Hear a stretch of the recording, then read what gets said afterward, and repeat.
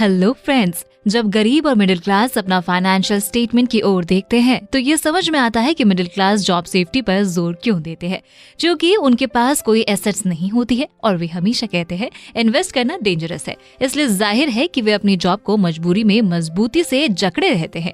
आखिर यही तो उनकी सब कुछ होती है और वे इस तरह से केवल एक इनकम को वो है एक्टिव इनकम। दोस्तों, हमें फोकस एसेट्स हासिल करने और अपना फाइनेंशियल IQ डेवलप करने पर करना चाहिए ताकि हम उन एसेट्स को हासिल कर सके जो फाइनेंशियल फ्रीडम हासिल करने के लिए जरूरी है।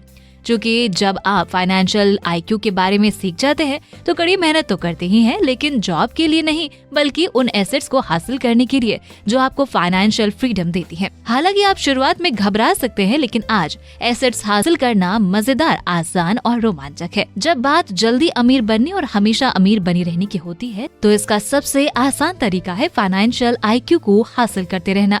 और आज की वीडियो में हम इसी फाइनेंशियल IQ के बारे में बात करेंगे, इसलिए वीडियो को पूरा देखिए। साथ ही अगर आप शेयर मार्केट में पैसा इन्वेस्ट करना चाहते हैं और अभी तक आपके पास डीमैट अकाउंट नहीं है या बहुत ज्यादा ब्रोकरेज से परेशान है तो देश के सबसे अच्छे, बड़े और भरोसेमंद brokerage firm Zerodha, angel broking और पेटीएम मनी का लिंक इस वीडियो के डिस्क्रिप्शन में है। आज ही अपना डीमैट अकाउंट ओपन करें। इतनी चीपेस्ट ब्रोकरेज रेट और सेफ्टी और कहीं नहीं मिलेगी। तो चलिए स्टार्ट करते हैं। दोस्तों, ये चीज हमें जितना जल्दी समझ आ जाए उतना ही अच्छा है कि जॉब आपको कभी अमीर नहीं बनाएगी। इसका मतलब ये नहीं है कि आप आज ही अपनी जॉब छोड़कर घर पर बैठ जाएं।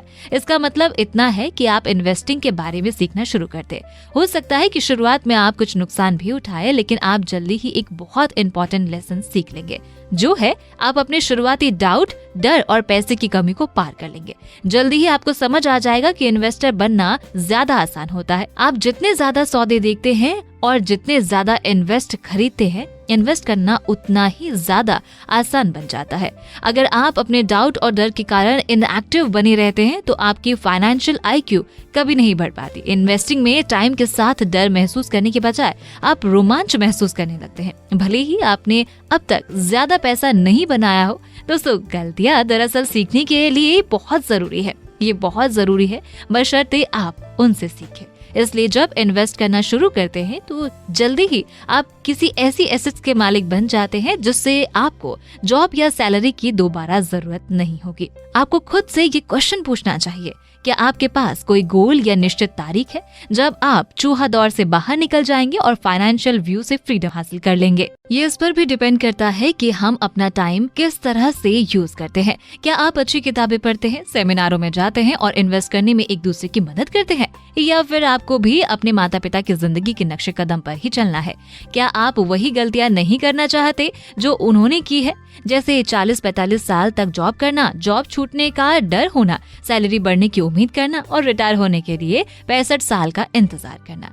मोस्टली लोग इतनी कड़ी मेहनत करते हैं कि उनके पास अपने बच्चों या उन चीजों के लिए टाइम नहीं होता जिन्हें वे सचमुच पसंद करते हैं। वे जब रिटायर होने की तैयारी कर रहे होते हैं तो बूढ़े हो जाते हैं। शायद आप ये वीडियो इसलिए ही देख रहे होंगे क्योंकि आपको उनकी तरह नहीं बनना है। आप बुढ़ापे में नहीं बल्कि जवानी में रिटायर होना चाहते हैं। दोस्तों, आप एसेट्स हासिल करने में जितने बेहतर बनते जाते हैं उतनी ही ज्यादा तेजी से ज्यादा अमीर बनना आसान होता जाता है। अमीर बनने के बाद भी अगर आप अपनी सीखने की आदत कायम रखते हैं, अपनी दौलत के बारे में घमंड करने के बजाय थैंकफुल रहते हैं, तो ये यकीन माने कि आपके पास उन पैसों को हमेशा के लिए रखने की ज्यादा अच्छी पॉसिबिलिटी है। दोस्तों, फाइनेंशियल फ्रीडम का रास्ता बस इतना है, एसेट्स खरीदो और ऐसी एसेट्स खरीदो जिनके कैश फ्लो मिले, फ्यूचर में किसी टाइम नहीं बल्कि अभी। दोस्तों, याद रखें, एसेट्स आपकी जेब में पैसा रखती है, लायबिलिटी आपकी जेब से पैसा निकालती है। ये इतना ही आसान है। आप जितनी ज्यादा एसेट खरीद सकते हैं, आपका पैसा आपके लिए उतना ही ज्यादा काम करेगा। कई अकाउंटेंट, फाइनेंशियल प्लानर और बैंकर्स नेट वर्थ के कैलकुलेशन में फंसे रहते हैं। ये कैश फ्लो को समझते ही नहीं है। उन्हें ये ट्रेनिंग दी गई है कि आप अपना पैसा तब तक संभाल कर रख दे जब तक कि आपको फ्यूचर में किसी टाइम उसकी जरूरत ना हो।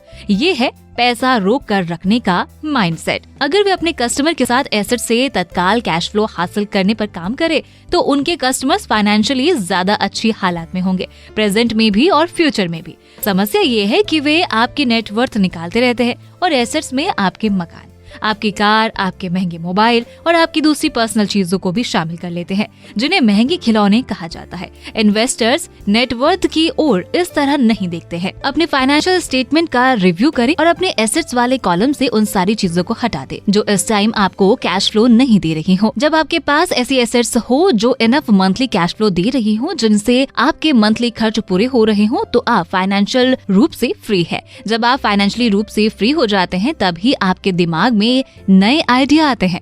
इसे एग्जाम्पल से समझते हैं। आपने कभी न कभी ओला कैब से सफर जरूर किया होगा। करीब 60% से ज्यादा मार्केट शेयर के साथ ये भारत की सबसे बड़ी कैब एग्रीगेटर कंपनी है। 2010 में IIT बॉम्बे के 2 इंजीनियर्स ने इसकी शुरुआत की थी। आज इस कंपनी की वैल्यूएशन $330 करोड़ से ज्यादा है, यानी करीब 24,000 करोड़ है। ओला के फाउंडर भाविश अग्रवाल है। उन्होंने 2008 में IIT बॉम्बे से BTech की पढ़ाई की। कॉलेज के बाद माइक्रोसॉफ्ट रिसर्च में 2 साल तक नौकरी की। इसके बाद उन्होंने एक ऑनलाइन वेबसाइट olatrip.com शुरू की, जो हॉलिडे पैकेज और वीकेंड ट्रिप प्लान करती थी। एक दिन भाविश ने बेंगलुरु से बांदीपुर के लिए टैक्सी बुक की। रास्ते में टैक्सी ड्राइवर ने ज्यादा किराया देने की बात कही। भाविश ने इनकार किया तो ड्राइवर उन्हें बीच रास्ते छोड़कर चला गया। इस परेशानी से उन्हें एक आइडिया क्लिक किया।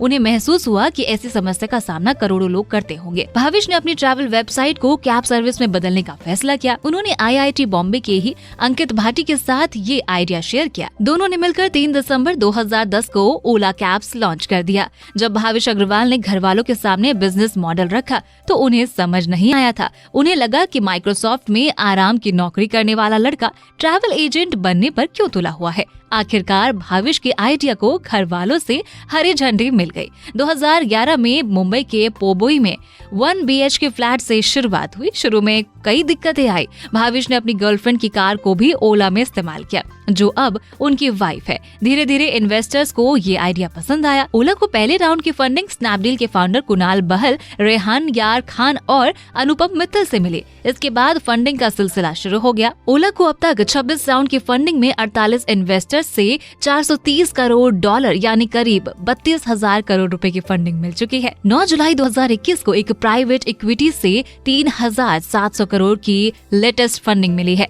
दोस्तों, ओला सिर्फ कैब बुकिंग की सर्विस देती है। कंपनी के पास अपनी कोई कार नहीं है। ऐप के जरिए वो कस्टमर्स को कैब और ड्राइवर्स को कस्टमर से जोड़ती है। ऐप पर हुई सभी बुकिंग पर किराए का 15% के आसपास कंपनी कमीशन लेती है। ओला सीधे तौर पर US की लीडिंग कंपनी उबर से मुकाबला करती है। उबर की वैल्यूएशन $82 बिलियन है, जो ओला से 25 गुना ज्यादा है। इसके अलावा भारत में अन्य कॉम्पिटिटर्स में मेरू कैब, ज़ूम कार और रैपिडो शामिल है। दोस्तों, ओला ने भारत के अलावा ऑस्ट्रेलिया, न्यूजीलैंड और UK में अपनी कैब सर्विस शुरू की है।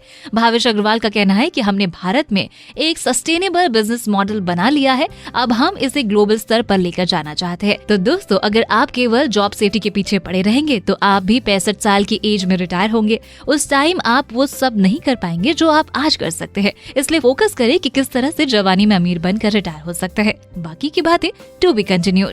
ये बातें मैंने आपको retire young retire rich book से बताई है। आप ये बुक डिस्क्रिप्शन में जाकर खरीद सकते हो। और अगर आप इसी बुक पर अगला पार्ट देखना चाहते हैं तो मुझे कमेंट करके जरूर बताएं। दोस्तों, वीडियो पसंद आया तो लाइक का बटन जरूर दबा दें और साथ ही ऐसे ही काम की बातों के लिए चैनल को सब्सक्राइब करें और डिस्क्रिप्शन में दिए हुए लिंक से Zerodha या Angel One से अपना डीमैट अकाउंट ओपन करना ना भूलें।